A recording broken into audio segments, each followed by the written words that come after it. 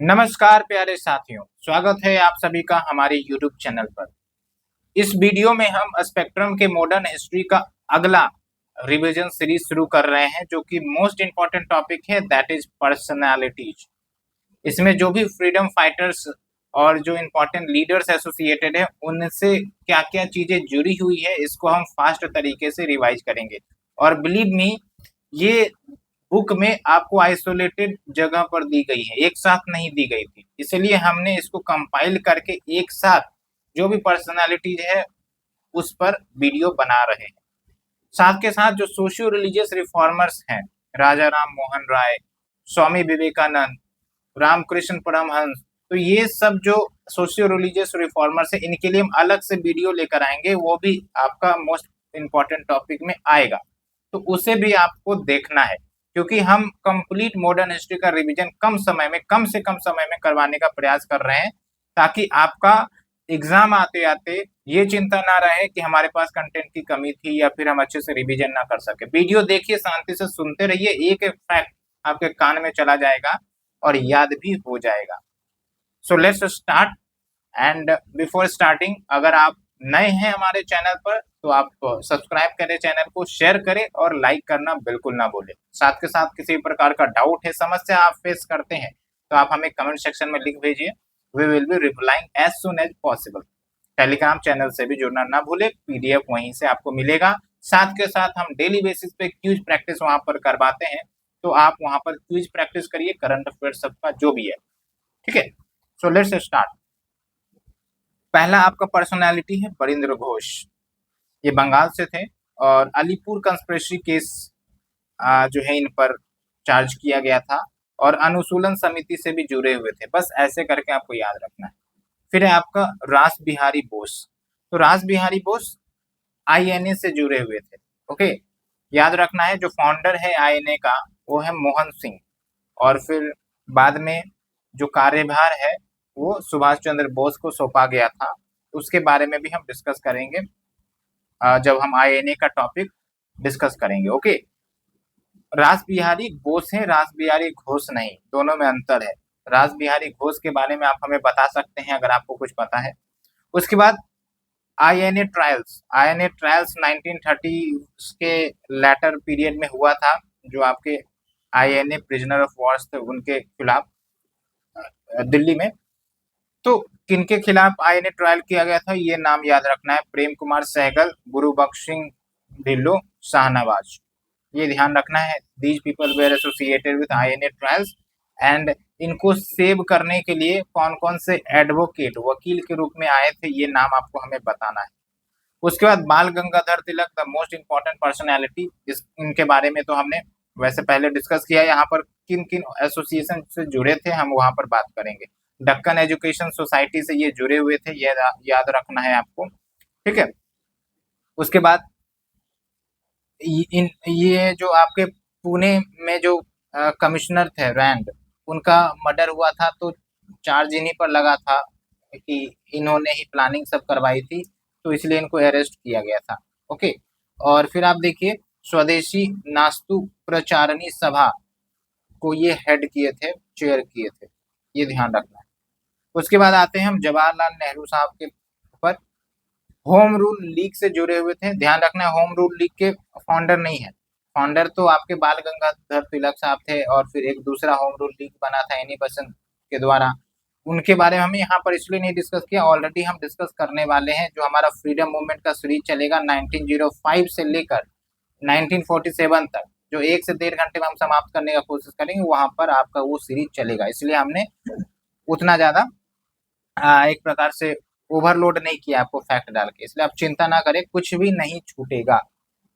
तो जवाहरलाल नेहरू साहब home rule league से जुड़े हुए थे, और जब नॉन कोऑपरेशन मूवमेंट विद्रॉ कर दिया गया था, आई थिंक कि 5 फरवरी 1922 को, after the Chauri Chaura incident, तो फिर ये नाराज हो गए थे कि क्यों विद्रोह किया। और उसके बाद आप समझिए कि 1928 में इन्होंने ऑल बंगाल स्टूडेंट कॉन्फ्रेंस को भी प्रिसाइड किया, इंडिपेंडेंस फॉर इंडिया लीग को भी फॉर्म किया इन्होंने, और 31 दिसंबर 1929 को जवाहरलाल नेहरू ने नेशनल फ्लैग होस्ट किया रावी नदी के किनारे, और आपको ये पता होना चाहिए कि 1929 का जो लखनऊ सेशन है वो पंडित जवाहरलाल नेहरू जी ने ही होस्ट किया था। इस पॉइंट को भी ध्यान रखना है। उसके बाद आते हैं एक इम्पॉर्टेंट फैक्ट कि जवाहरलाल नेहरू साहब ने गवर्नमेंट ऑफ इंडिया एक्ट 1935 के लिए एक स्टेटमेंट यूज किया था कि भाई ये जो एक्ट लाया है ब्रिटिश ने, it's like provided car all brakes but no engine, criticize किया था एक प्रकार से। तो ध्यान रखना ये जो क्रिटिसिज्म वाला स्टेटमेंट है, provided with car all brakes but no engine, वो जवाहरलाल नेहरू साहब ने दिया था। ठीक है। और जो मुस्लिम जो आपके मोतीलाल नेहरू रिपोर्ट थे, ठीक है, 1928 में आया था। मोतीलाल नेहरू साहब जो है जवाहरलाल नेहरू के पिताजी थे, ये भी ध्यान रखना है। ओके। तो मोतीलाल नेहरू साहब के जो रिपोर्ट थे, जिसको हम नेहरू रिपोर्ट कहते हैं, उसको अपोज किया था क्योंकि जवाहरलाल नेहरू साहब अब आज़ादी की बात करते जब आज़ादी की बात करते थे, जबकि नेहरू रिपोर्ट में डोमिनियन स्टेटस की मांग की जा रही थी। ओके। और जो क्विट इंडिया रेजोल्यूशन है 1942 में जो आया, उसको प्रपोज किया गया था जवाहरलाल नेहरू साहब के ही द्वारा, and seconded bye Sardar Patel. और ध्यान रखना है आपको, जो आईएनए प्रिजनर्स थे उनको उनके डिफेंस में एक जो वकील खड़े हुए थे वो जवाहरलाल नेहरू साहब ही थे। ठीक है। और इंटरिम गवर्नमेंट के वाइस प्रेसिडेंट भी बने। इंटरिम गवर्नमेंट जब हमारा देश आज़ाद होने वाला था तो एक इंटरिम गवर्नमेंट बना टेम्पोररी रूप में, बाद में वो फिर इलेक्शन के बाद गवर्नमेंट जो बनेगा वो तो बनेगा ही, लेकिन इंटरिम गवर्नमेंट में और भी मेंबर्स थे, उनके नाम हमने डिस्कस करने वाले हैं पॉलिटी सेक्शन में, तो चिंता ना करें। ओके। तो ये बात हो गई। उसके बाद देखिए दिल्ली पैक्ट ऑन माइनॉरिटीज या रिफ्यूजीज, वो साइन हुआ था बिटवीन इंडिया एंड पाकिस्तान। प्रधानमंत्री उस समय इंडिया के प्रधानमंत्री जवाहरलाल नेहरू साहब ही थे, और पाकिस्तान के कौन थे आप हमें बताइए। और इसको हम लियाकत नेहरू पैक्ट भी कहते हैं, वैसे नाम से पता ही चल गया होगा आपको। उसके बाद समझिए कि जब हमारा संविधान बनने के प्रति आगे बढ़ रहा था तो कॉन्स्टिट्यूएंट असेंबली मीटिंग हुई थी। ठीक है। तो 13 दिसंबर को फर्स्ट कॉन्स्टिट्यूएंट असेंबली की मीटिंग हुई थी 9 दिसंबर 1946 को। और जो आपका दूसरी बार जब 13 दिसंबर 1946 को हुआ तो जवाहरलाल नेहरू साहब ने ऑब्जेक्टिव रेजोल्यूशन पेश किया था कि हम क्या ऑब्जेक्टिव रख रहे हैं संविधान को बनाने के लिए। ठीक है। और पंचशील पॉलिसी जो है वो जवाहरलाल नेहरू साहब ने ही लेकर आई थी, related to India China relations. तो आपको हमें बताना है कि पंचशील में किन बातों पर फोकस किया गया था, क्योंकि ये भी पूछा जा चुका है, यूपीएससी में पूछा है, बीपीएससी में भी पूछा जा सकता है। उसके बाद Sarojini Naidu an important women personality. और जब सीडीएम यानी कि सिविल डिसोबीडियंस मूवमेंट या शांत सत्याग्रह हो रहा था तो बहुत सारे लीडर्स को अरेस्ट किए गए थे। तो वुमेन्स में जो सबसे पहली लीडर थी जिनको अरेस्ट किया गया वो सरोजिनी नायडू ही थी। इन्होंने धरासना साल्ट वर्क को लेड किया। उसके बाद यूपी की गवर्नर भी रही, ऑल इंडिया वुमेन्स कॉन्फ्रेंस में पार्टिसिपेट भी किया। और ऑल इंडिया वुमेन्स कॉन्फ्रेंस को ऑर्गेनाइज करने वाली कौन थी? मार्गरेट कजन्स 1927 में, ये याद रखना है। और सरोजिनी नायडू जी जो है वो इसमें पार्टिसिपेट भी की थी। ओके। और जो फर्स्ट कॉन्फ्रेंस हुआ था इस ऑल इंडिया वुमेन्स कॉन्फ्रेंस का, वो पुणे में हुआ था। ये पॉइंट भी आपको ध्यान रखना। उसके बाद आते हैं गोपाल गणेश अगरकर। ठीक है। तो ये जो है काफी ज्यादा रेशनल विचारधारा के थे, साइंटिफिक विचारधारा के थे, इसलिए इन्होंने क्रिटिसिज्म भी किया था on the false glorification of past, यानी कि जो इतिहास में हम इतना ज्यादा अपने पास्ट को तारीफ से भर देते हैं, तो उनको उन्होंने क्रिटिसाइज किया था। उन्होंने बोला था साइंटिफिक एंड ह्यूमन रीजनिंग पर फोकस करिए। और ये को फाउंडर थे वेरियस एसोसिएशन के, जैसे न्यू इंग्लिश स्कूल, इसके को फाउंडर थे। और बाल गंगाधर तिलक और गोपाल गणेश अगरकर दोनों मिलकर ढक्कन एजुकेशन सोसाइटी का निर्माण करते हैं। उसके बाद देखिए फर्गसन कॉलेज के प्रिंसिपल रह चुके हैं। और जो फर्स्ट केसरी एडिटर जनरल है, केसरी और महारत वैसे तो आपके किसके न्यूज़पेपर थे? बाल गंगाधर तिलक के, लेकिन जो फर्स्ट केसरी एडिटर था वो है आपका सुधारक। ठीक है। इन्होंने ही लिखा था, गोपाल गणेश अगरकर। तो आप ये भी याद रख सकते हैं, सुधारक किसने लिखा? गोपाल गणेश अगरकर साहब ने, जो कास्ट और अनटचेबिलिटी पर बात करता है। ओके। उसके बाद है आपका तेज बहादुर सप्रू, ये भी काफी इंपॉर्टेंट पर्सनालिटी है, होम रूल लीग से जुड़े हुए थे। साथ के साथ जो मोतीलाल नेहरू साहब ने नेहरू रिपोर्ट बनाई थी, तो उसके लिए कमेटी भी बनी थी, तो उस कमेटी में ये सदस्य भी थे। फर्स्ट राउंड टेबल कॉन्फ्रेंस में ये लिबरल्स को रिप्रेजेंट करने गए थे। उसके बाद गांधी जी को भी इन्होंने अपील किया था to talk to the viceroy Irwin, और थर्ड राउंड टेबल कॉन्फ्रेंस में भी ये पार्टिसिपेट करते हैं, ठीक है। और जो तेज बहादुर सप्रू साहब है, ये भी आईएनए प्रिजनर्स के डिफेंस के रूप में खड़े होते हैं, वकील के रूप में रिप्रेजेंट करते हैं। एक तो जवाहरलाल नेहरू साहब थे, एक आपके तेज बहादुर सप्रू। दो नाम क्लियर हो गए, एक नाम और है, आप हमें जरूर बताएं। उसके बाद आप देखिए जो प्रेस एक्ट 1908 1910 इससे भी एसोसिएटेड थे। कॉमनवेल्थ ऑफ इंडिया बिल को लाने में इनका भी कंट्रीब्यूशन था, है ना। ये सब थोड़ा माइन्यूट डिटेल है, बस ओवर सुपरफिशियली याद रखिए, काम चल जाएगा। उसके बाद केसी नियोगी साहब, ये आप समझिए कि जो कॉन्स्टिट्यूएंट असेंबली बना था तो उसमें ये सदस्य के रूप में थे, और इनके बारे में आपको ये भी पता होगा कि फर्स्ट फाइनेंस कमीशन जो बना था, ये इनकी ही अध्यक्षता में बना था। ओके। और लियाकत नेहरू पैक्ट जो हुआ था, उनको ये क्रिटिसाइज भी किए थे। उसके बाद आइए पीसी जोशी साहब, ये कम्युनिस्ट लीडर थे, और जो कम्युनिस्ट पार्टी ऑफ इंडिया के पहले जनरल सेक्रेटरी पीसी जोशी साहब भी थे।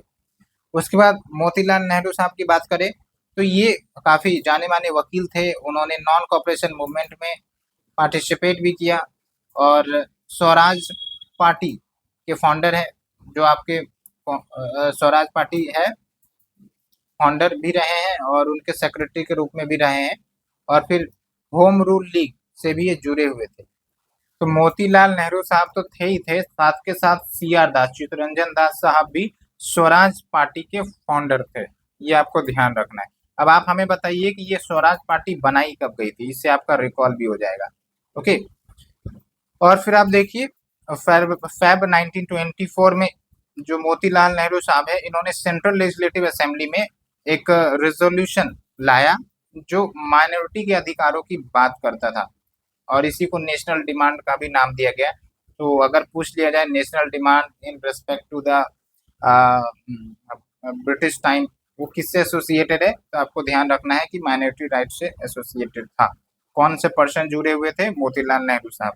उसके बाद अरबिंदो घोष की बात करते हैं, ये भी एक महत्वपूर्ण पर्सनालिटी रहे हैं, अलीपुर बॉम्ब केस में ये इन्वॉल्व हुए, और इनका कहना था कि political freedom is the life birth of nation, यानी कि अगर नेशन को सच में जीवन देना है तो पॉलिटिकल फ्रीडम बहुत ही महत्वपूर्ण है। उसके बाद बंगाल नेशनल कॉलेज के प्रिंसिपल भी रह चुके हैं, अनुशीलन ग्रुप से ये जुड़े हुए थे, और जो अलीपुर बॉम्ब केस में इनको फंसाया गया था, तो अल्टीमेटली सीआर दास, चित्तरंजन दास ने इनको बचाया था। तो ये भी इंपॉर्टेंट फैक्ट है, पूछ लिए जाएंगे। और एक एडिटर वंदे मातरम जो जर्नल है, मैगजीन्स है, ये लिखा करते थे, ठीक है, नाम याद रखना है। उसके बाद लाला लाजपत राय साहब के पास आते हैं, ये स्वदेशी मूवमेंट पंजाब में लीड करते हैं, और इन्होंने जो आर्टिकल्स लिखा था, कायस्थ समाचार, ये नाम याद रखना है, और डीएवी स्कूल लाहौर में इन्होंने स्टेब्लिश करवाया था। ओके। और सेफ्टी वेल्व थ्योरी, जब इंडियन नेशनल कांग्रेस बना था, तो दो विचारधारा चल रही थी, एक तो सेफ्टी वेल्व थ्योरी वाला कंसेप्ट भी चल रहा था। तो क्या है ये सेफ्टी वेल्व थ्योरी, ये आप हमें जरूर बताएं। Home rule league of America, इससे जुड़े हुए थे। सर्वेंट ऑफ पीपल सोसाइटी का फाउंडर, याद रखना है आपको। सर्वेंट ऑफ इंडिया सोसाइटी वो तो गोपाल कृष्ण गोखले थे, ये सर्वेंट ऑफ पीपल सोसाइटी, ठीक है, ये आपके लाला लाजपत राय इनसे जुड़े हुए थे। ध्यान रखना है, दोनों में अंतर है। उसके बाद अजीत सिंह की बात करें तो इन्होंने अंजुमने मोहसे वतन को ऑर्गेनाइज किया, ये भी एसोसिएशन था लाहौर में। और भारत माता जर्नल इन्होंने पब्लिश किया करते थे, और होम रूल लीग से भी जुड़े हुए थे, सदस्य थे, और नॉन कोऑपरेशन मूवमेंट में भी पार्टिसिपेट किया इन्होंने, ठीक है। ये आपको ध्यान रखना है। और एंटी साइमन प्रोटेस्ट भी इन्होंने लीड किया था लाहौर में। उसके बाद आते हैं एन.एम. लोखंडे। ये ट्रेड यूनियन मूवमेंट के फादर कहे जाते हैं। ट्रेड यूनियन मूवमेंट को काफी आगे इन्होंने बढ़ाया। और दीन बंधु के ये एडिटर रह चुके हैं, which was a journal of labour. Already हमने इनके बारे में डिस्कस किया है, ठीक है। उसके बाद एस.एन. बैनर्जी यानी सुरेंद्र नाथ बैनर्जी, इनके बारे में आपको अच्छे से याद रखना है। इन्होंने द बंगाली लिखा, ओके। और इंडियन नेशनल एसोसिएशन को भी इन्होंने फाउंड किया। साथ के साथ जो इंडियन नेशनल कॉन्फ्रेंस है, इनमें भी इनकी योगदान रही। और कहा जाता है कि इंडियन नेशनल कॉन्फ्रेंस जो आईएनसी से पहले जो ऑर्गेनाइजेशन थी, वो आपका इंडियन नेशनल कॉन्फ्रेंस ही थी, ठीक है। एंटी पार्टीशन कैंपेन चलाए थे इन्होंने। इंडियन नेशनल लिबरल फेडरेशन भी इन्होंने फाउंड किया। और जो आपके सुरेंद्र नाथ बैनर्जी हैं, he was the first journalist जिनको इम्प्रिजन किया गया था, जेल में डाला गया था। वर्नाकुलर प्रेस एक्ट हमने ऑलरेडी डिस्कस भी किया है, ओके। तो उम्मीद करते हैं आपको ये इनिशिएटिव अच्छा लग रहा है। एक एक इम्पोर्टेंट फैक्ट्स जो पर्सनालिटी से बन रहे हैं, वो हम आपको डिस्कस करवा रहे हैं।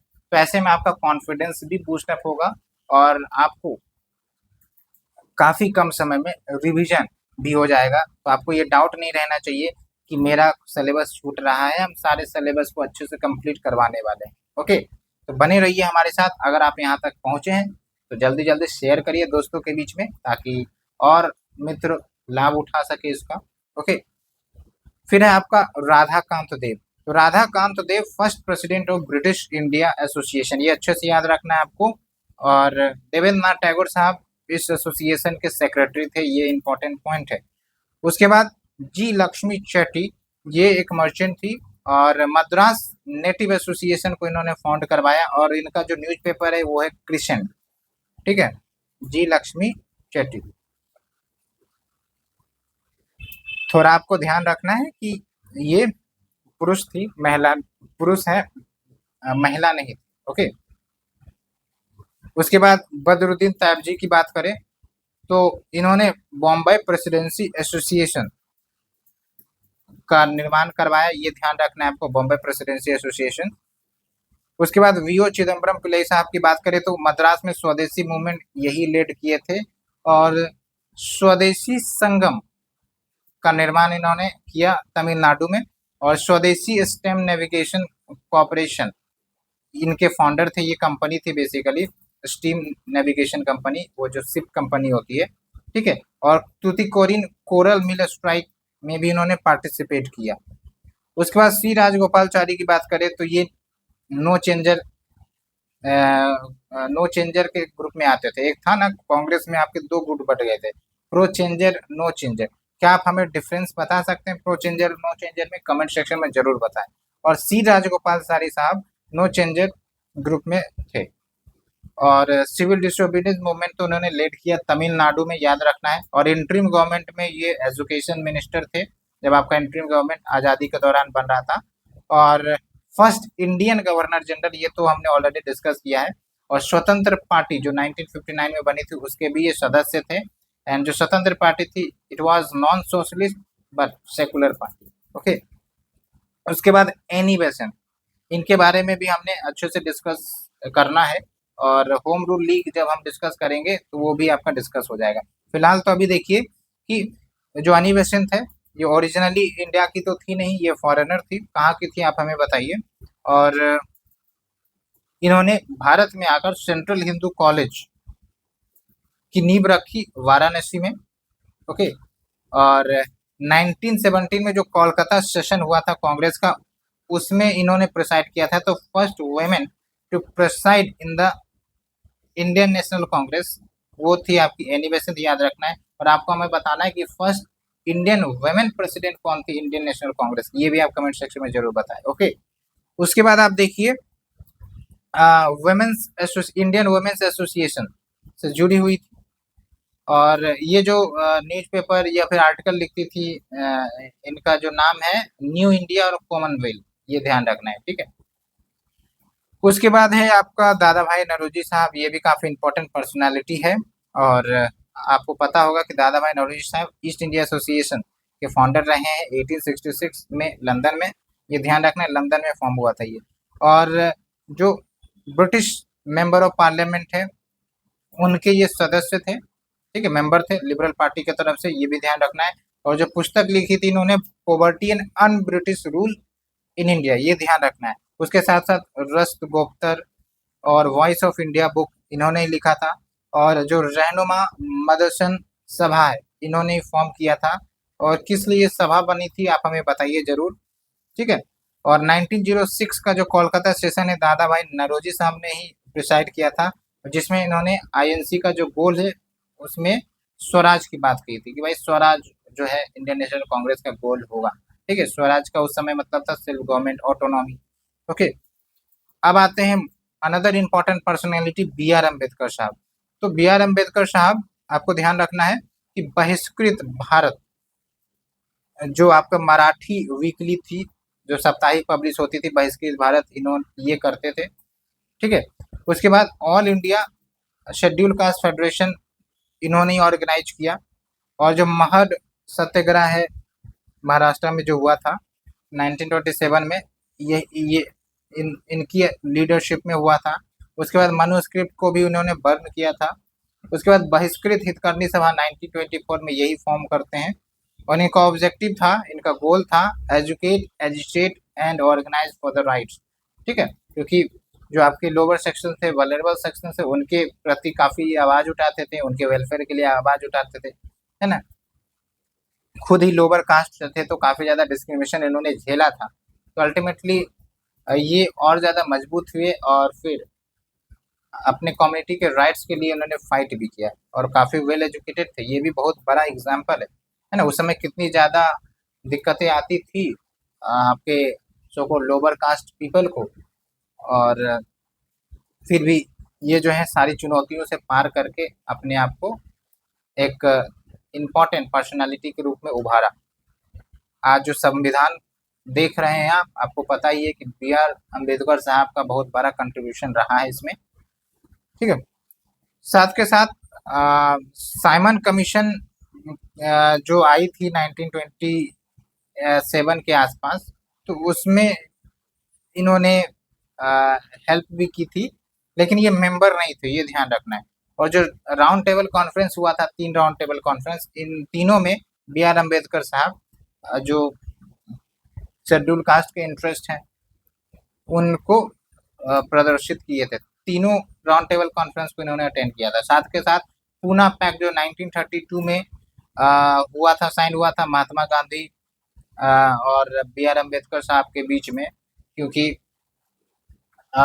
सेपरेट इलेक्टोरेट दे दिया गया था आपके ये जो डिप्रेस्ड क्लास थे उनके लिए।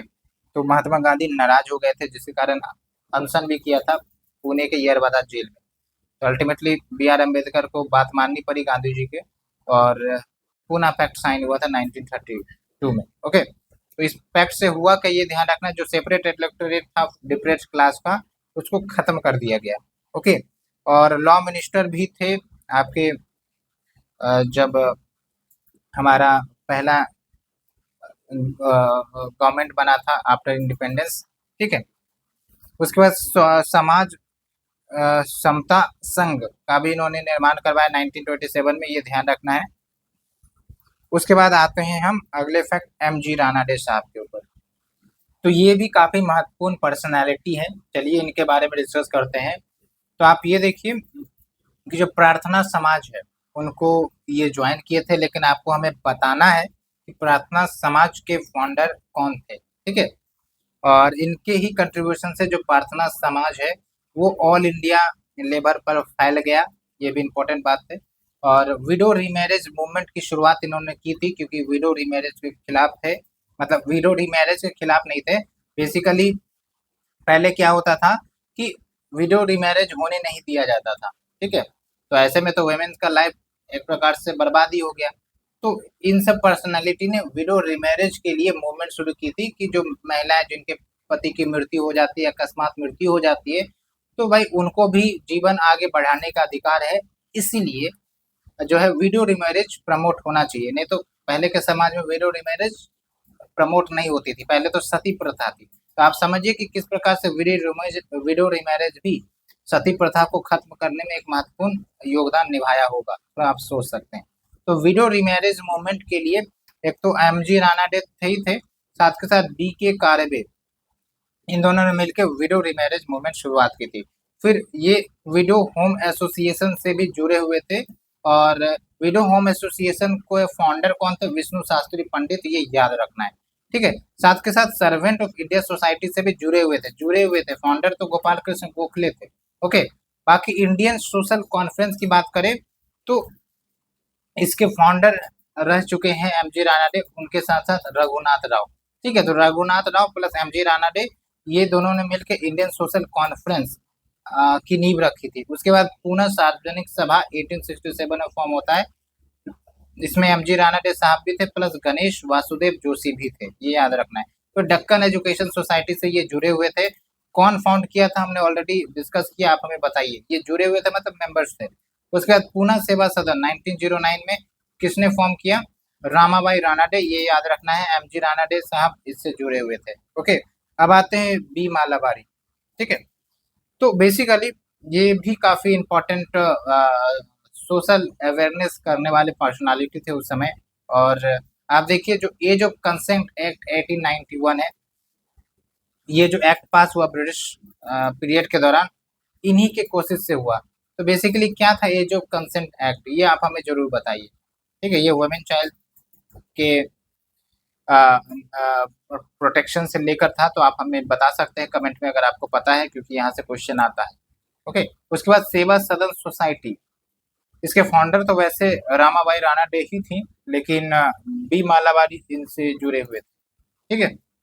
उसके बाद न्यूज़पेपर आप देख लीजिए, बी मालाबारी साहब ने इंडियन स्पेक्टेटर लिखा करते थे। और रुक्मणी बाई केस, ये भी एक इम्पोर्टेंट केस है, ये भी आपका वुमेन राइट से ही रिलेटेड है, तो इनको ये सपोर्ट भी किए। फिर है उषा मेहता, ये साइमन कमीशन को जब आया था तो उनका प्रोटेस्ट हुआ, गांधीयन फिलोसफी को मानती थी।